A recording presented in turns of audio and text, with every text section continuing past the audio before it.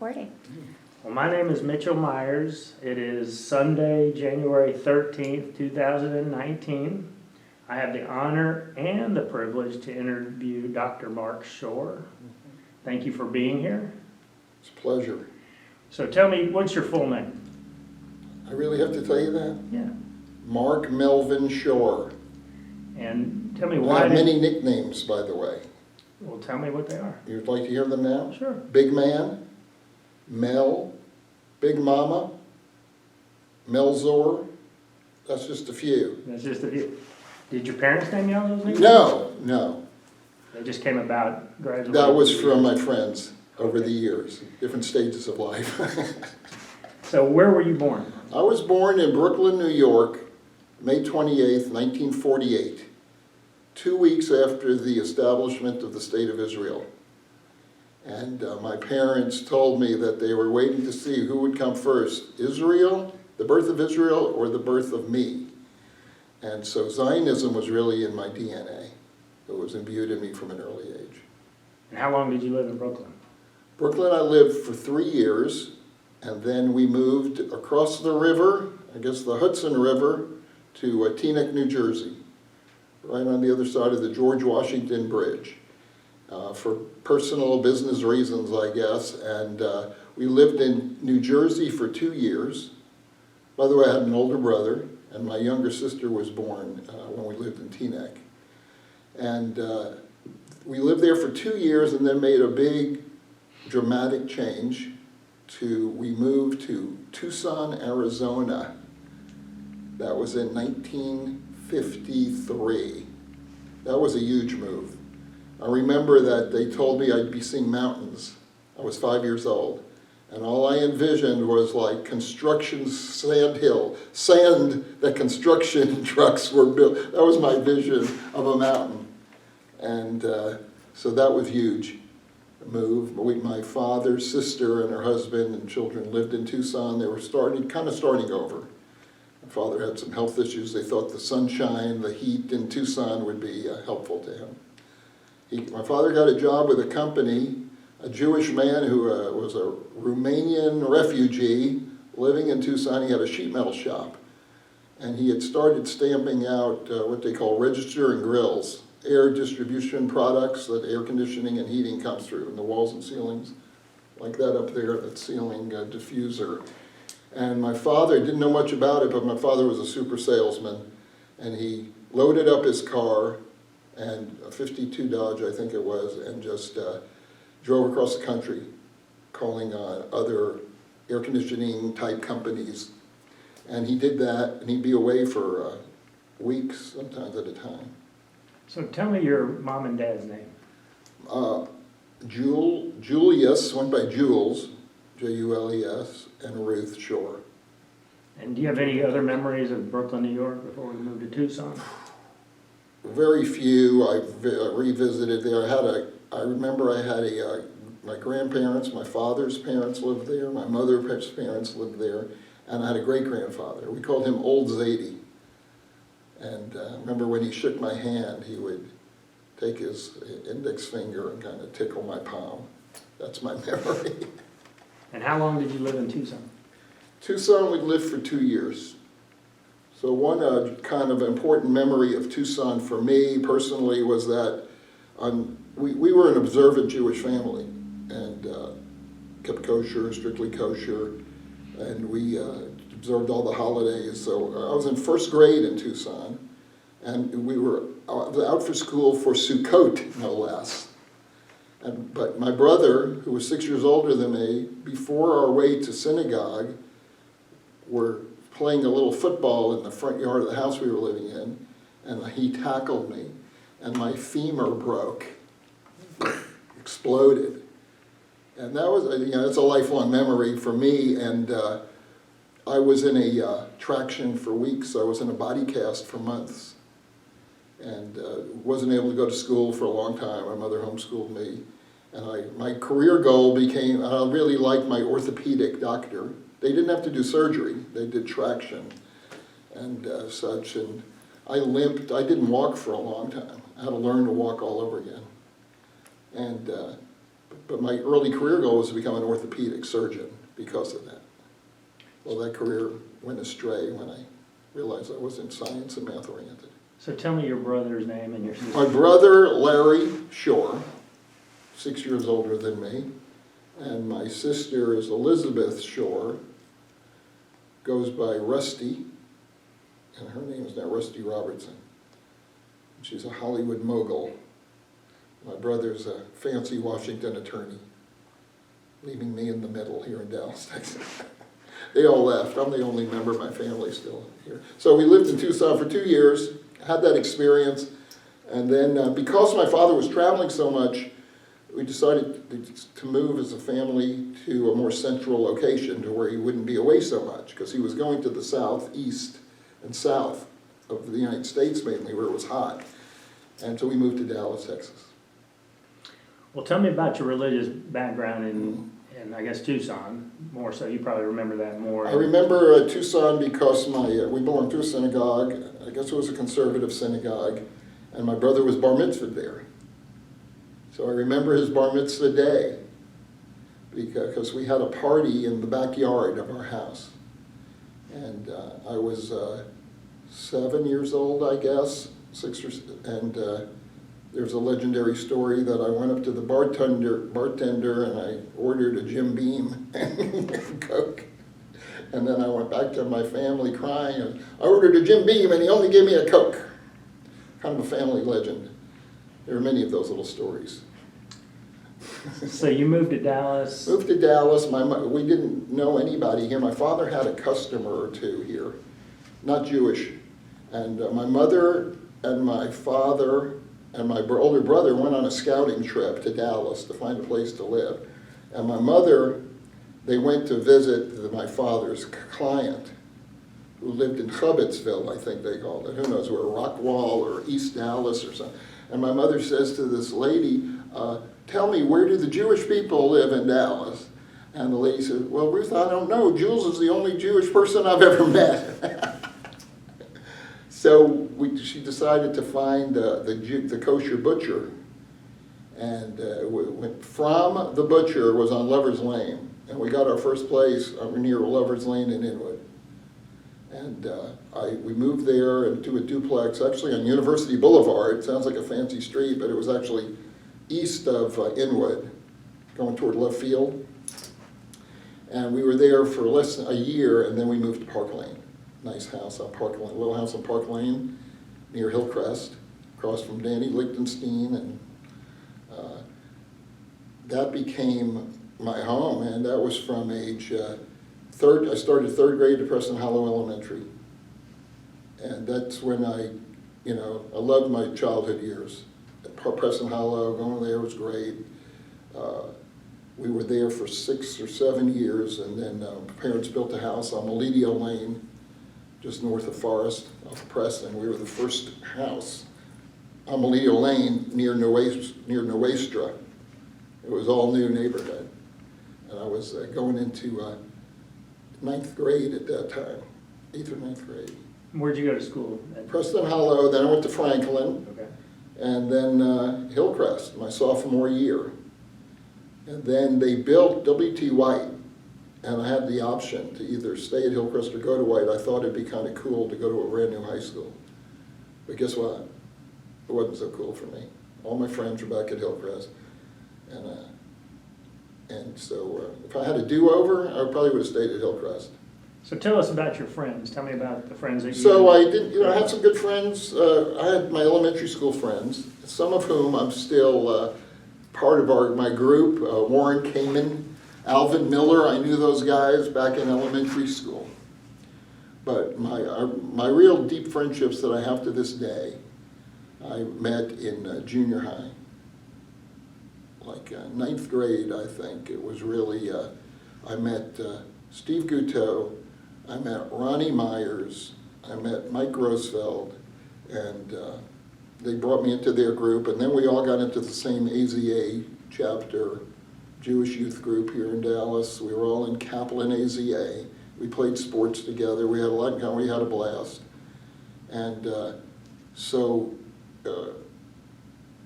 we became a very tight-knit group of friends, and we did everything together, and had a lot of, fun experiences and real bonding experiences. That was through high school. And let me back up 1 second. Yeah. So tell me a little bit about your bar mitzvah, where you were going to shul or synagogue. Yes, well, we came to Dallas and we joined Shereth Israel. At the time, Shereth Israel was, when we moved here in 1955, Shereth Israel was in transition. They were building their building that they're located in now. At that time, they were still building it. They used to have a synagogue in old South Dallas. We moved here Labor Day of 55, Labor Day weekend, and then the high holidays came up. And we actually went to my first high holiday service in Dallas, was at the Forest Avenue Movie Theater, which is now on the corner of MLK and 45, or wherever that, right? You know that area? South Central Express? Right there. And that's where we had our high holiday services, believe it or not, before they built the new synagogue, and I guess they were kind of out of the old one. And I started Hebrew school in 3rd grade here. They didn't have it at an elementary school in University Park called Higher Elementary. That's where I went to Hebrew school after school in 3rd grade, and then the next year they opened up Shereth Israel religious school. I used to go either Monday, Wednesday, or Tuesday, Thursday, and then Saturday for junior congregation and Sunday school. So I was in that place 4 days a week. Did you enjoy that, going to? I didn't mind it, believe it or not. I was occasionally, it was a pain. It did interfere with wanting to be on the football team, which I did in elementary school. I was on our Preston Hollow, and I went then a little bit in junior high.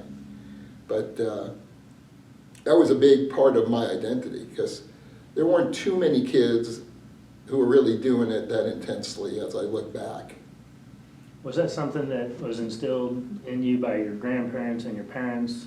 And yeah, my mother particularly probably held the torch of Judaism in the family.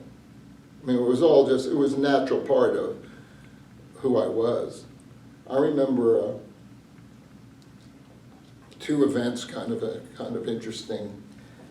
For one time, I saw my friend Warren Kamen, we call him Jumbo, was eating bread on Passover. I freaked out. I couldn't believe he was doing it. And then we had I think it was in 6th grade, and there was a party after school at a gorgeous home, like on Deloche, with a huge backyard. Some kid had an Easter, it was around Easter time, an Easter party. We were playing games. I was having the time of my life, running around.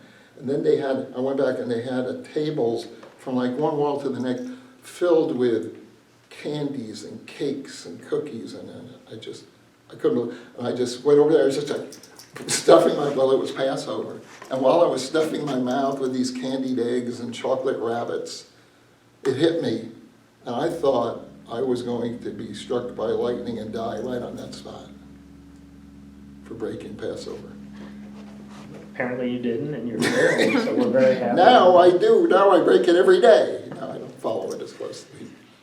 So just back to your bar mitzvah. You're leading. Oh, my bar mitzvah, I was at Shereth Israel. Back then we were double bar mitzvahed, because there was so many kids. We were baby boomers. They didn't have enough Shabbases for the kids being bar mitzvahed. They'd put 2 up there at a time. Sometimes you'd have a real tall kid and a real short kid. I was with a kind of an equal kid. Mark Miller was his name. Somebody I knew but wasn't real friendly with. And so he and I were double bar mitzvahed. Now, I was supposed to be the prodigy. I was like this yeshiva boy, serious, great Jewish kid, knew everything, chanted all that, but I really wasn't that great, to tell you the truth.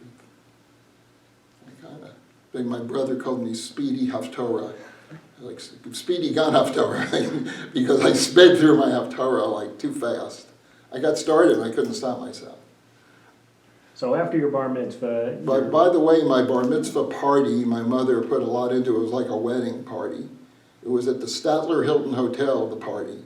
It was all we marched, my friends, I had about 12 friends show up. It wasn't like today. They were all boys. I don't think I had one girl at my bar mitzvah. We marched into the Saints, when the Saints come marching in, we were all wearing white tuxedo jackets. I have pictures of it. Some people I run into say, I can't believe you made me wear that jacket. Well, those are great memories. It's crazy that how it fits in your life and you remember those. That's right. So talk a little bit about AZA. This is after your bar mitzvah. Now you're starting. Yes. Are you still going to Hebrew school, or are you going to be confirmed? Well, I was still, of course. Okay, but you were in AZA. You were in this B'nai B'rith organization. Yes, joined AZA, and we loved the sports aspect of it. What chapter were you? Kaplan. Kaplan AZA. Kaplan AZA. And that's where I made my closest friends to this day. And we had rivalries with the other chapters, and we had a very close group, and we actually broke away though at one point. We had one from Alvin wanted to have a little subgroup, and we broke away. We had a group called the Playboy Club. And then we got in trouble with the Adult Advisory Committee of AZA, which I later sat on their board. And they said, either you choose AZA or you choose your Playboy Club. What'll it be? And so, of course, we went back to the AZA chapter. We were kind of the rebellious group. We weren't the goody-goodies. I like that. So tell me, outside of Dallas now, who are your heroes? What are your thoughts about what's going on in the other world outside of, the AZA and your friendships? Like what at that time? Yeah, at that time. We were also a political family, not extremely so, but I was always interested in politics. And we were more liberal than most people, coming from New York, I guess. And, at that time, civil rights movement was emerging and was strong. And then we got into the anti-war, the Vietnam War era was going on. And there was a lot of it we were protected to, but a very dramatic moment, of course, maybe one of the most in my life, was the Kennedy assassination. So my friends and I actually, I will tell you briefly the day of the Kennedy assassination. Kennedy was coming to town November 22nd, 1963, to Dallas, and my mother and I were going to the airport to see him arrive. I got out of school. I was a 10th grader. I was driving. I drove our car back home to get my mom. Well, if you recall, if you know the history of that day, it was a little rainy in the morning when Kennedy arrived. Eventually it cleared up. That's why they took the top down on the car that he was shot in. I got home and my mother said, listen, I'm not feeling well. I've got a cold, it's rainy, I really don't want to go. I was disappointed, but I was out of school. So had lunch, I sat down and started watching TV and watched him arrive on TV. Then I turned on to another channel, I think it was Channel 11, to watch Icky Twerp and the Slam Bang Theater and children's show. And lo and behold, my mother is on the phone. I remember this so vividly. My mother was on the phone. I'm in the den. She's in the kitchen or in the dining area, talking to her friend on the phone. And she said, "I wish he'd get out of here already." Meaning, there was a sense of danger in the air in Dallas at the time because of the political climate. It was very right wing. There was stuff in the newspaper. There was, very anti-Kennedy, and extremism was in Dallas. And sure enough, a few minutes after that came the news that he was shot. And it was devastating. And then that was Friday. On Sunday, a few of my friends and I drove down to the assassination site. While we were there, a block away, we heard Lee Harvey Oswald was shot. I was right, a block away. We got in our car and raced down to Parkland Hospital, and when we were at parking lot of Parkland Hospital when Oswald died. So that was pretty close to that whole historical scene. I've always been fascinated by it, read a lot, go to the 6th Floor Museum once a year, go to hear speakers there.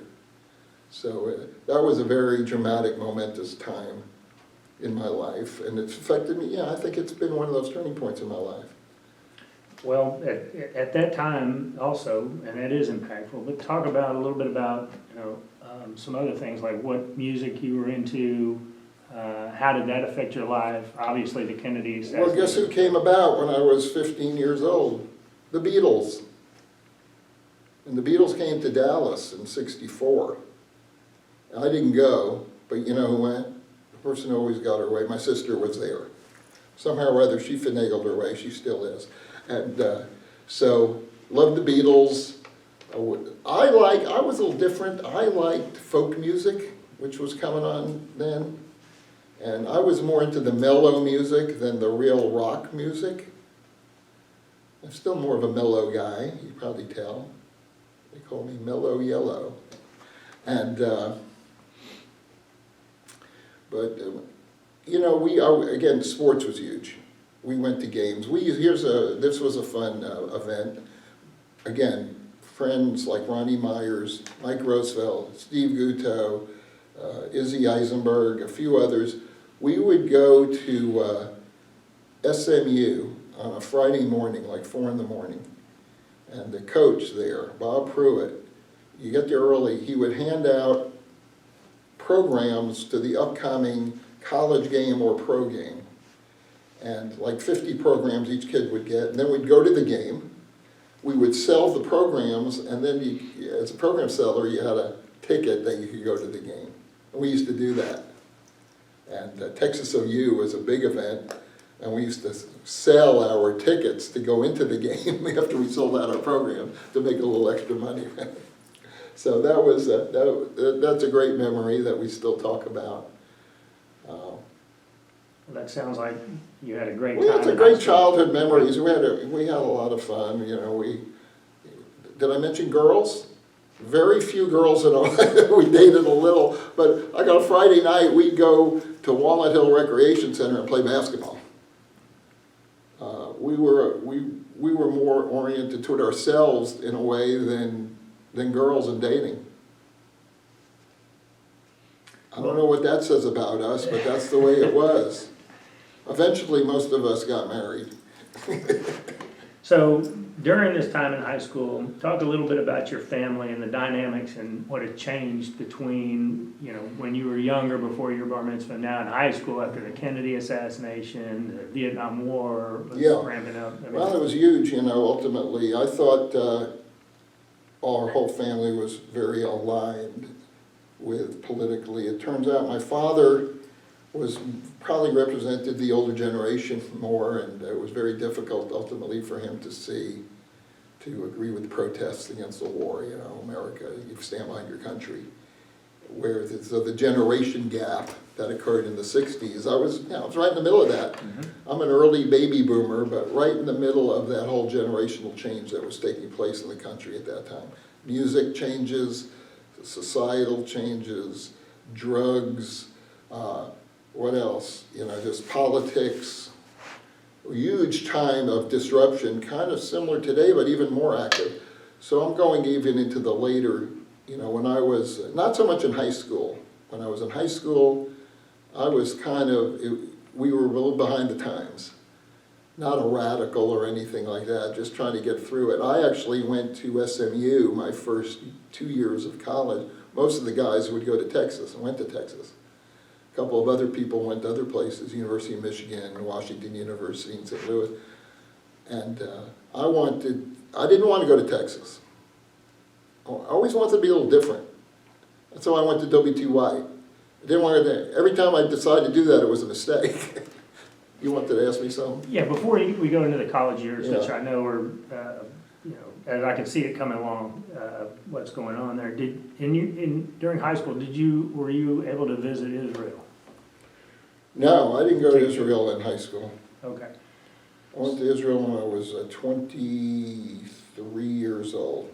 Okay, so that's after college. Yes. Right after college. So talk a little bit about college. It was higher education. So I went to SMU my first 2 years, realized I was living at home. The world was changing. this was 1966 to 68, I realized this was not my place in the world. I was like real enamored with what I was reading about and seeing, hearing about, with music changes and dress changes and a different mentality, peace, and this. I was not anti-war yet, you know. I liked Lyndon Johnson. I loved what he had done with civil rights, and I believed in him until it became clear that he was misled, and then he kept standing up for, out of pride, the war. And then I did become more interested in the other, you know, more radical even side of things. And there was a professor at UT named Larry Caroline. He was a Jewish guy, he was a philosophy professor, but he was like the leading anti-war professor.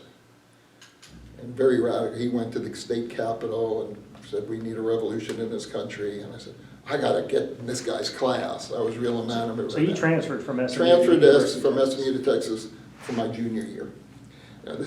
So I get to Texas, and who do I room with? You know, two of my best friends from Dallas, who were not quite, their heads weren't in the same place I was. They were more, you know, in the fraternity, SAME Jewish fraternity. First thing I did, they take me to a tailor to get my shirts monogrammed with my initials and my sweaters monogrammed. Total preppy stuff, right? And I went along with it. Okay, this is the way I'm gonna get girls, this is how I get in the fraternity, get in the mainstream, I do it. A few weeks later, we're walking around campus and we see these hippies sitting on the mall singing folk songs like it's a, and I said, oh wow, this is awesome. And one of my guys says, ugh, disgusting. And I realized, I think I'm moving in another direction. So that was a turning point. Well, tell me about the direction, the hippie generation. The hippie, well, it was a mindset of not going along with the way things were that led to discrimination, you know, you know, I was really, my heart was always with the civil rights movement. I was disgusted by racism from an early age. There was a laundromat across the street from SMU, and the laundromat had a sign that said whites only, and I thought it meant white clothes only. Then I learned it was white for white people only. Things of that were right there in front of my eyes. And then of course the war movement and the anti-war movement. That was a big schism. And so the fraternity life, I was not going to fit in there any longer. I was not the only one, there were some other people. And I did stay, I had one foot in, one foot out. How did you for get a that while. other foot out? Yeah, how did I? Yeah. Well, ultimately, the marijuana, I think, did part of it. Is this on tape? Hello? It's a huge part of, you know, the day. It was the day. And so, I mean, you know, just the whole, there was a lot of appeal to, as a young person. So let me tell you this, here's a very important moment in my life. Three of my friends, including someone you lived with in your home growing up, Seth Meyers, Steve Guto, and this girl, Vicky Bold, and I got in Seth's Volkswagen Bug in November 1969, and we drove 24 hours straight to Washington, D.C. for a huge, what they called a moratorium, March Against the War. And there were like 500,000, maybe 1 million people there. We got there on Friday night for a candlelight march. It was awesome. And then the next day was the huge march, you know, and Peter, Paul, and Mary, and Dr. Spock, and, you know, leaders, anti-war movement leaders. It was an incredible experience in my life. And I have a letter that I wrote my sister. I still have it, because my parents were not happy with me doing it. They were scared. You know, people were getting tear gassed.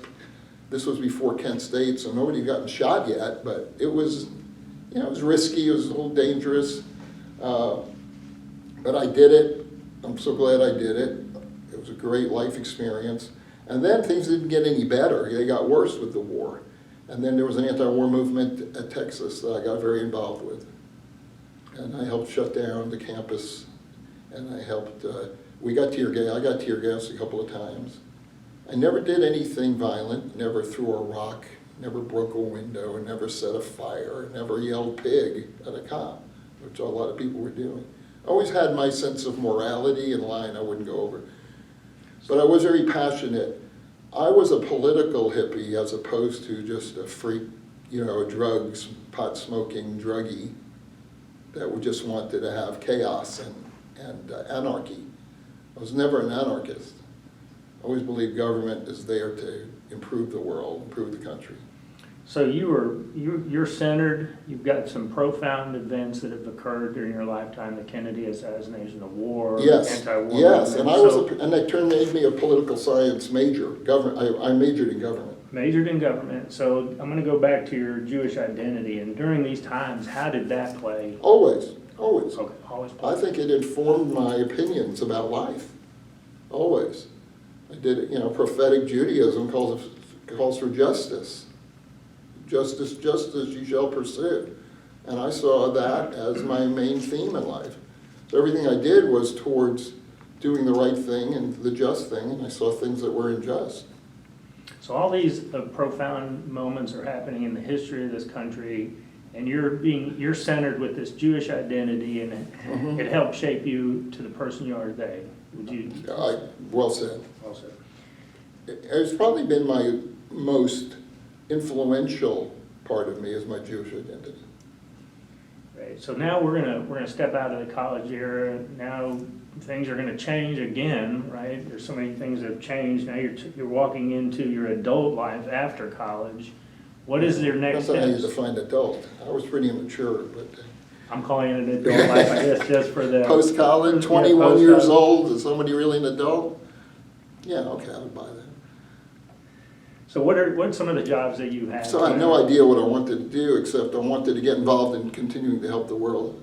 I was always very good with kids, by the way. I worked as a teenager in Dallas.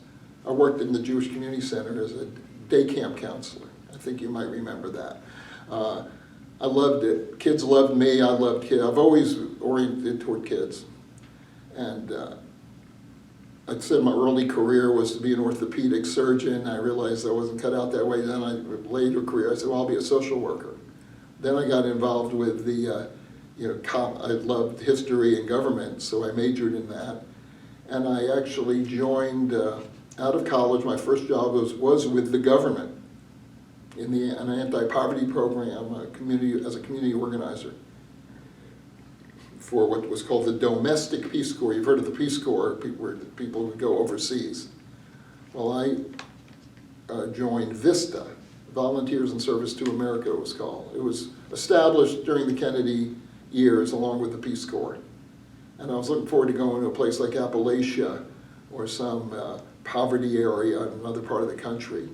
And they sent me to Oklahoma. Pawhuska, Oklahoma, a little town. This was during the Nixon administration now, so there wasn't a lot of support for these community organizing programs. So, but I lasted almost a year. Worked with a lot of the kids there, mostly African American community, small African American community in this town, redneck town. I shouldn't say that, but it was Osage County. Osage Indians lived there, but they did well because they had mineral rights to the land. They were able to send it was anyway. Did that, and then I wasn't sure what I wanted to do with my life. I always had a sense of wanderlust, adventurism, wanted to see the world. And Steve Gutto and I, my friend, in March of 1971, we flew to Iceland, and then we flew to Luxembourg, and I came back from Europe and North Africa and Israel 6 months later. Just wandering, hitchhiking, and sleeping in hostels and camping out, and that was a tremendous life experience. And you mentioned Israel, so tell me. I went to Israel by myself, Stephen Go, in July, I think it was, of 1971. That was my first time. And I took a boat from Piraeus, which is the port of Athens, slept out on the deck. It wasn't a cruise ship, it was like some kind of a working shift. There were passengers, but it was either you sat like in an airplane seat, and I did that. But I slept out, and I woke up about 4 in the morning, and then I saw as the sun was coming up, I saw out in the distance land, and it was Israel. It was thrilling because I had always had an incredible attachment to Israel, as I said, going back when I was in the womb. And nobody in my family had ever been to Israel. So I got there, first thing I did, I literally went down on my knees and kissed the ground in Haifa. And it was an incredible experience for me. And I realized I was the first member of my lineage, as far as I knew, to have been in Israel, for 2,000 years. So I was there for a month. After you came back from Israel and Luxembourg and traveled Europe, and you're back in the States, now tell me again, what's your relationship with your parents and your brother and your sister? Can I tell you a little story? Absolutely. Do you like anecdotal stories? Absolutely. So, talk about the generation. I told you my father was a little bit represented more the conservative side. I always thought he would talk about things in a liberal way, but push comes to shove. So my graduation from college, May 1970, was my brother wasn't there, my sister, my father, my mother, and I. I'm in my cap and gown. We're walking together to the place where you sit for the graduation underneath the tower. And a guy is handing out armbands that says, U.S. out now. Now this is like 2 weeks after Kent State where there were shootings, and I had slept out on the mall, and I was really infuriated and passionate about this whole thing. It was my life, and it was natural for me to put on this armband. And my father says, take that off. And I said, no, I'm not taking this off. And we had a bit of a to-do, and he kind of separated himself. And he tells this other guy, these kids, and the other guy, the parent. And it caused it was a terrible night from a father-son standpoint. Now, we'll give my mother and sister credit. They did put on armbands in solidarity with me that time. Always give them credit. But I will say this later, I don't know how much longer, but my father apologized to me and said he was wrong. Another profound moment. It was, we had a great relationship. I loved him very much. He called me his humanitarian son. He had a son, a lawyer, and then his daughter was this hotshot marketing, sales girl lady, and he didn't know what to make of me. I was not the traditional business-oriented, it didn't follow the path my other siblings did. So I'd like to move a little bit into your life now, and are you married? You're going to miss some very interesting parts of my life here. Let me just quickly tell you this. Okay. How are we doing here? We're doing all right with time? Before we move into my adult years. Sure. After I came back from Europe, I didn't know what I was going to do. My parents had moved from Dallas. So I didn't even have a home in Dallas anymore to go back to. They moved to El Paso. My father started a business there. And I went to El Paso and to see, what's this going to be like? I said, I don't think I want to stay in El Paso. And I went back to Austin. And I said, I'll go back to school. I got real excited about my European trip. I said, okay, here's my goal. I'm going to get a degree in education. I'm going to be a teacher, teach government and history and geography. Because I love kids. I love all this I've learned about. And so, but school had already started for that semester. So I looked in the newspaper to get a job, and I see there's an ad at Hancock Mall, Jet's Petting Zoo. I said, a pet shop. That'll be fun. I'll work in a pet shop. Well, I go to this mall. I said, where's the pet shop? He said, there's no pet shop here. I said, what's Jet's Petting Zoo? He said, that's out in the mall. It's outside here in the courtyard. A traveling petting zoo. So I got to talk to the people. Next thing you know, I'm sleeping in a semi-truck going from city to city with a traveling petting zoo. Did you enjoy that job? Parts of it I did, parts of it I didn't. I didn't enjoy sleeping in the back of in a semi-truck with 5 other men right out of Skid Row, but I with my college degree. I used to see my father was a little concerned about me. Another learning experience. I loved the animals, and I loved the kids who would come in, blind kids, and kids from state schools, you know, and I'd help them. And I was a sweeper. That's what you do at a petting zoo. You sweep. Very nice. Because, you know, you have animals and you have... How long did you stay at that? Well, I joined in October. I think it was Texas OU weekend, actually. And we went to... What sewed it up for me is they said, we're going to Tucson, we're going to Phoenix, we're going to Vegas. I said, Vegas? I'm in. And then they went to California, San Diego. When we went to San Diego, you know what I did on my day off? What do you think? What's San Diego most known for? The beach?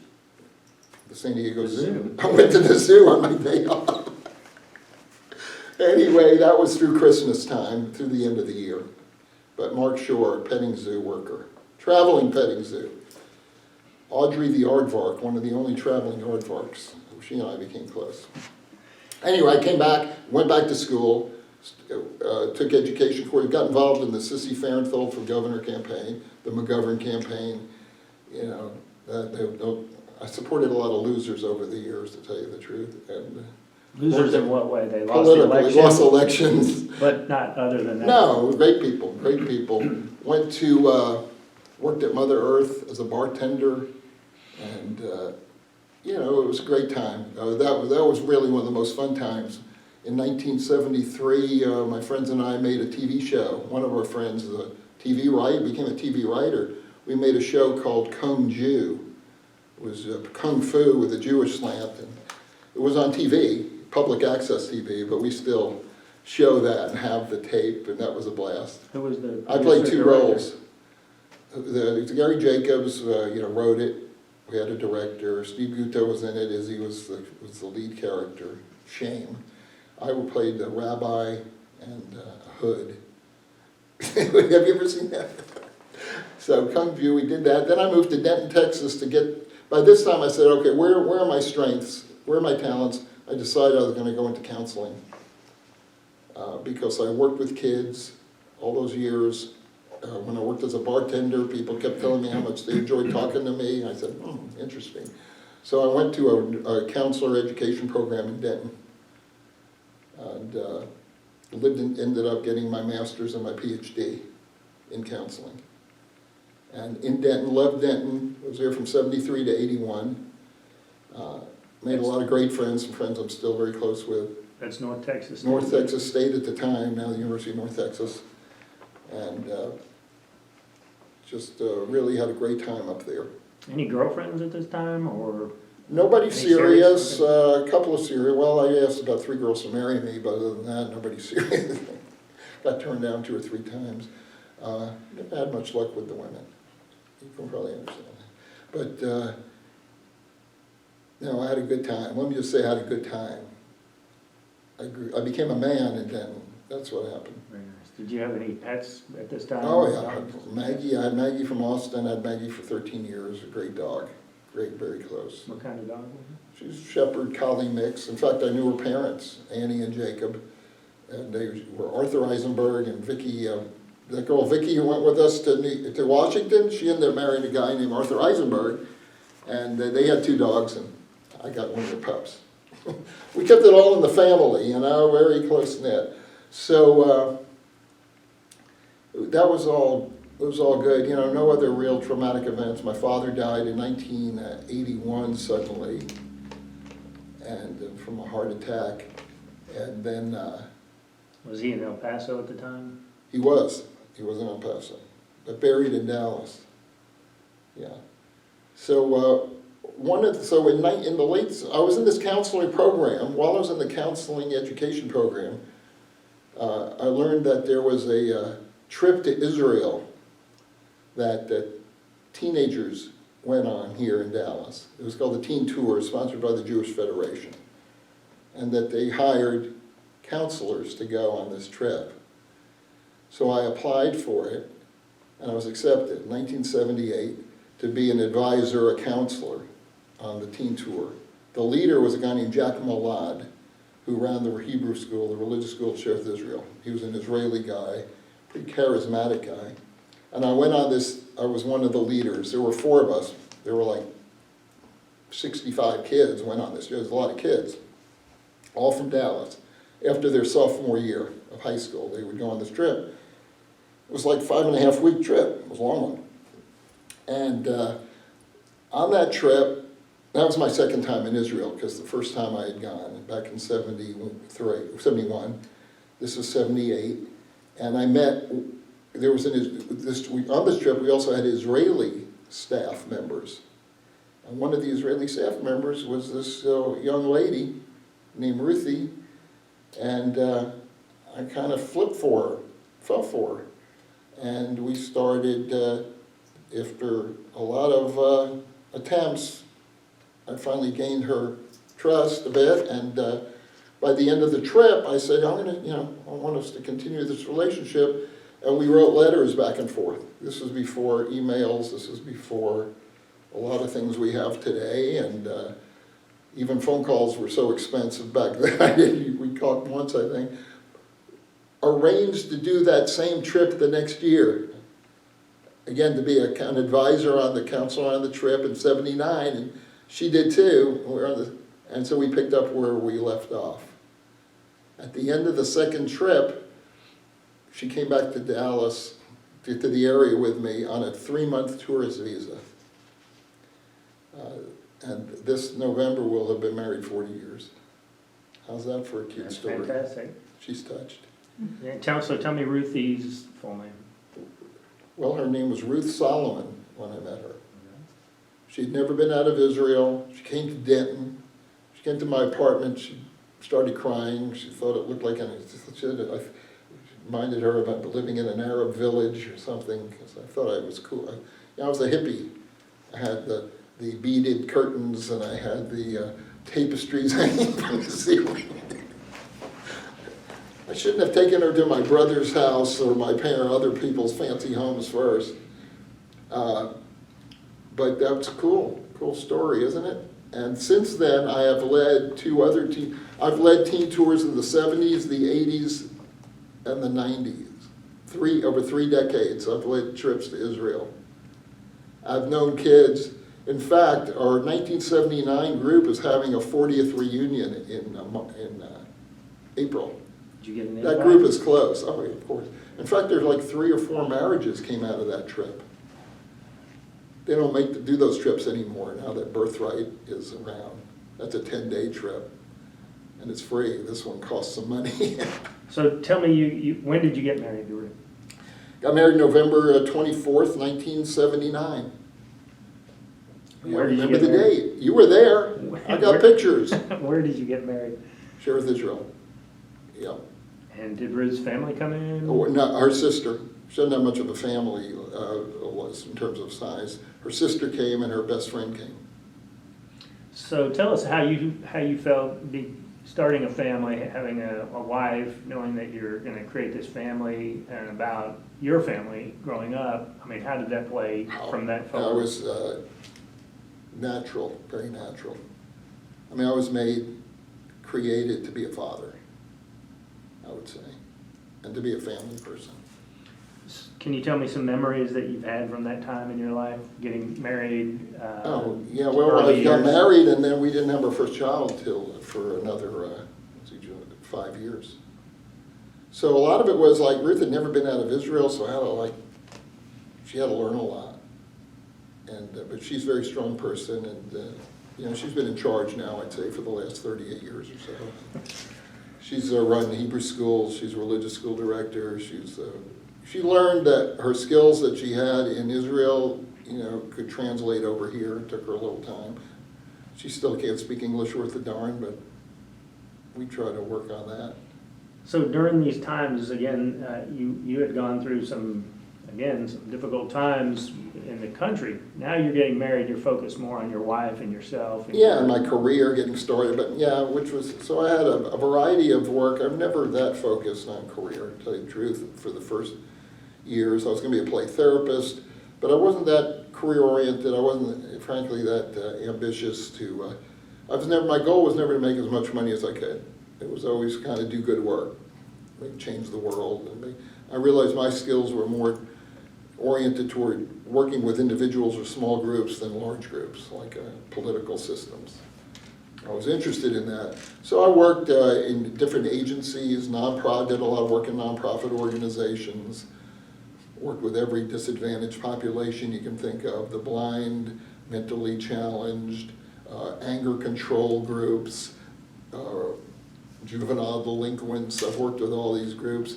And then my career evolved, and I taught at the community college psychology, I taught interpersonal relations, I taught a course called Career and Educational Planning, which I was never interested in because I never planned my own career, but I got interested in it, and my career for the last almost 30 years now has been in the career coaching, career consulting field. And I do it now in the corporate sector. So I work with individuals, executives, and others who have lost their jobs, help them get situated, help them figure out what they want to do, help them get there. And I'm still doing it. I work for a company doing it. So you got married, this 5-year period, you're working, Ruth is learning all about the States and the United States, and then how to fit in here, and you guys are thinking about children. And do you have children? I have 3 sons. Yeah, first one was born in '84, the next one was in '89, the last one was in '95.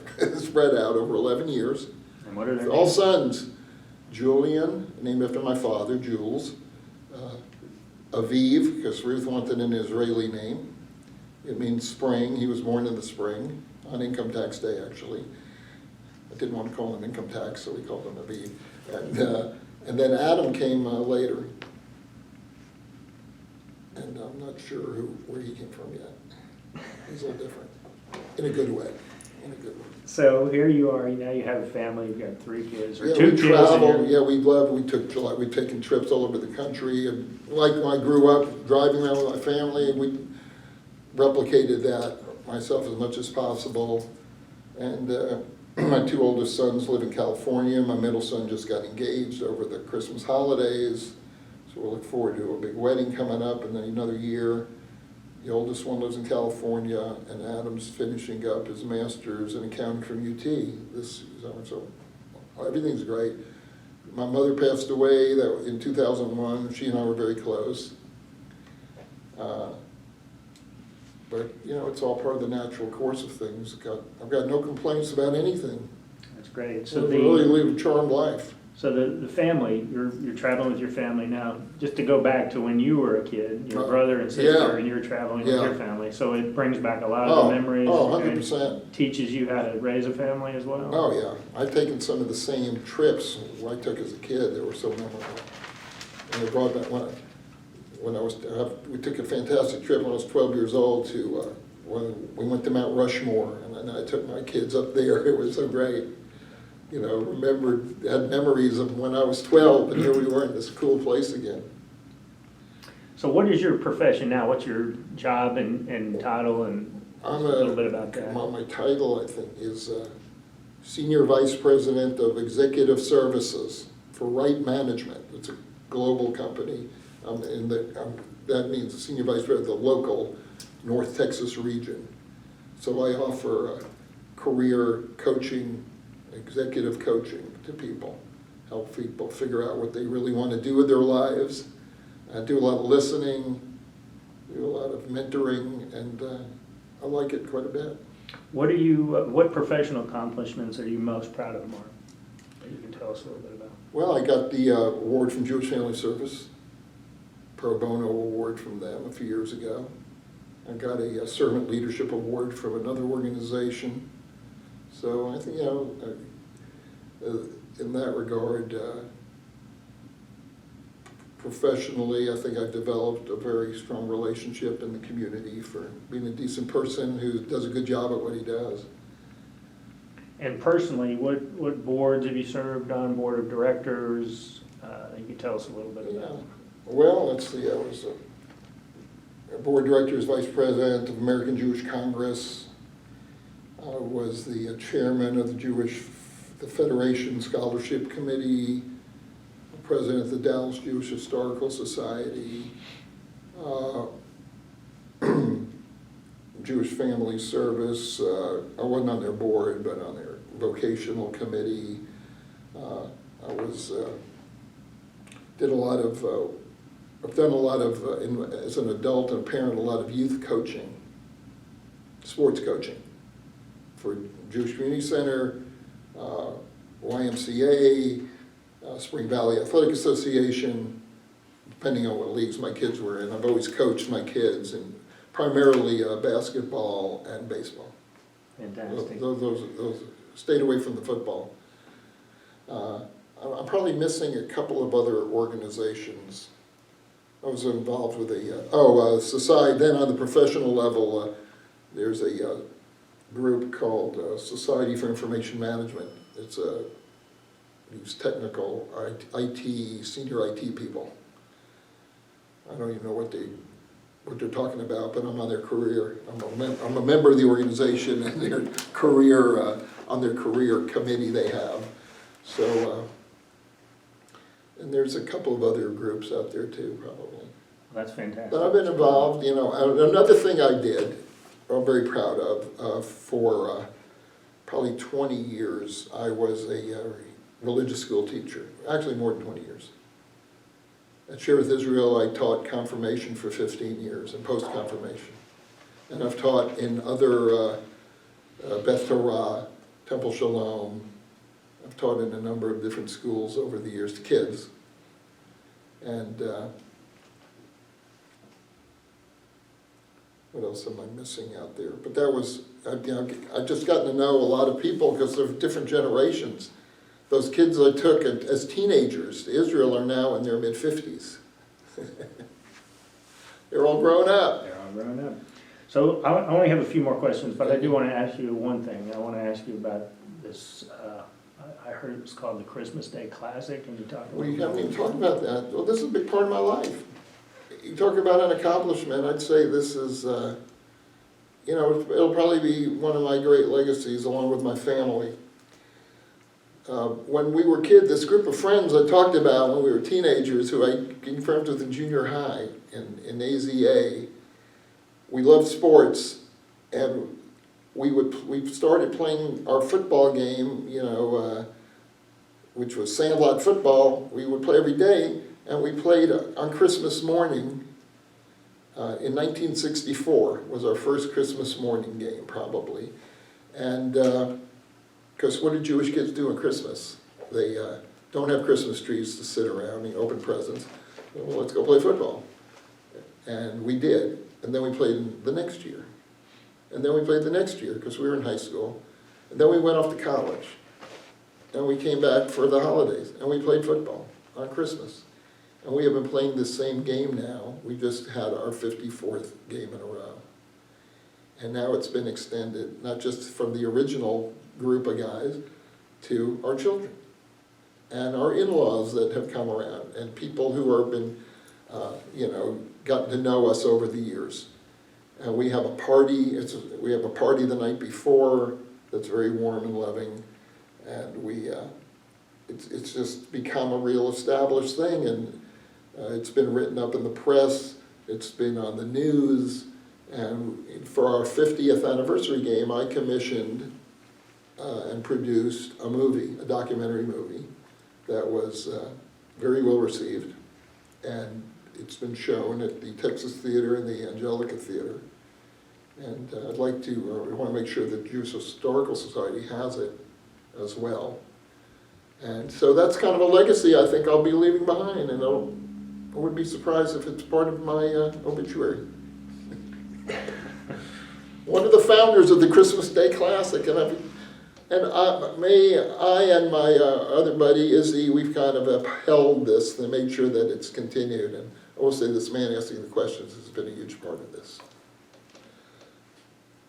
Well, that's a fantastic legacy. Anything you want to add to that? People love it. You tell people about this tradition. And the movie isn't just about the game, it's about growing up Jewish in Dallas over the years. Because it's a unique Jewish experience. This, for our 50th, by the way, there was a lot of press about it. somebody, there was articles written. We were at a bar mitzvah in January or February after our 50th classic. We were at Temple Shalom, and somebody comes up to my wife with a bag and takes out says, "Oh, we just came back from Israel," they tell my wife. Guys, I was sitting in my hotel reading the Jerusalem Post, and there's an article about this football game in Dallas. And he gives us the paper. So it was in the Jerusalem Post. It's worldwide. The worldwide. It's worldwide. Nothing like good publicity. We had a good PR guy that year. So that's Christmas Day Classic, my family, that my children, my career. I put those three in that order of importance in my life. Number one, the classic.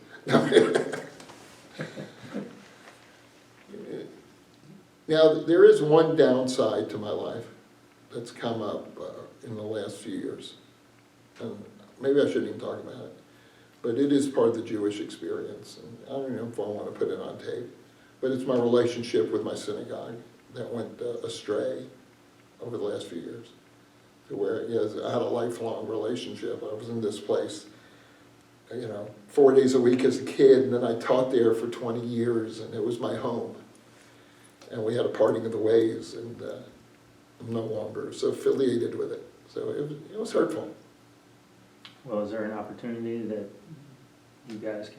you and the synagogue could reconnect at some point? Possibly, but I don't see a need for it. There are other synagogues. We're becoming more involved with Temple Emmanuel, which is a vibrant community. Yeah. When I was a kid, I would look down at it because it was reform, and but it's a fabulous spiritual communal life. I mean, the place is amazing. Does Ruth work at Temple Yeah. Emmanuel? Right on. I actually go wherever we get free membership. That's the main motivation. I'm sorry. So I only have two questions, and I'm going to turn it over to you. We done all right? So, Mark, what is the one thing you most want people to remember about you? I just said it. The classic, man. No, I think, remember about me as a loving person, caring person, a Jewish person. But the major themes of my life have been my Judaism, my Jewish, living Jewishly, my Jewish identity, my love of my family, and my love of my friends. Yeah. Fantastic. So, what advice would you like to leave for the next generation, Mark? Love. Love conquers all. I'm serious. I have a lady I have a friend who, here's another thing, let me just say, one of our friends who was part of this whole group passed away a couple of years ago from ALS, the Lou Gehrig's disease. And Who is that? Albert Goodman. And he and I, we were always close. That last year of his life, I lived near him, and I was with him 2 days a week at least during the whole year. And it made me realize the importance of friendship and love. And then, so we actually gave an event for Albert before he died. It was a tribute event. And, it's like when people die, they don't get to hear all the wonderful things that people say about them. But why not do this now while you're still alive? And it was a wonderful event. And then I have another friend who's not Jewish who was diagnosed with Alzheimer's. And I said, Howard, I'd like to do that. I talked to her family. I said, I'd like to have an event for Mary, while she's cogent, and let people because all she's meant to everybody. And that was a fabulous event. And it just struck me that both of those were based on love, and what went on in those events was all about the love between people. And I think that that's the most important thing there is in life. It's a fantastic way to lead it to the next generation. I hope everybody takes that to heart. So is there anything you would like to add? What have we missed? Well, I'm going to lead out the sordid parts. That's for another interview. So, Okay. Nothing too sordid. I don't want to upset you. You look like a very innocent person to me. So, well, look, thank you very much for coming down here and spending time and sharing your life with us Oh, in the you're Dallas welcome. Jewish You're Historical welcome. Society. You're welcome. Very happy we got it on tape now. Cool. You did a beautiful job, Mitch. You were a professional interviewer.